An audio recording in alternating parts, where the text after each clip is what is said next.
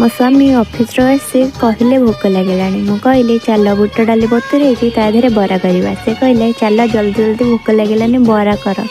चलतु बरारे कौन कौन पकई देखा। मुझे अदा रसुण शुखिला लंका कंचा लंका नहीं ग्राइंडिंग करदबा। तापर गोटा पियाज काटिदबा चुन चुन भाव में। काटिला बेले मो आखि मो हजबैंड का आखि पूरा बहुत जोर पड़ा। देखु फेस भूसंग पत्र यही भाव में ग्राइंडिंग करदे।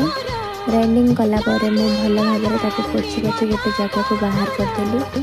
टिके बेसन जुआणी मिसईदबा भूसंग पत्र गोटा जीरा प्याज पकईदबा लुण स्वाद अनुसार दिंतु। तापर मिक्स कर दिंतु। कड़े बसई तेल गरम करदेली। तापर आम गोटी गोटी कर बरा को छाणीदबा।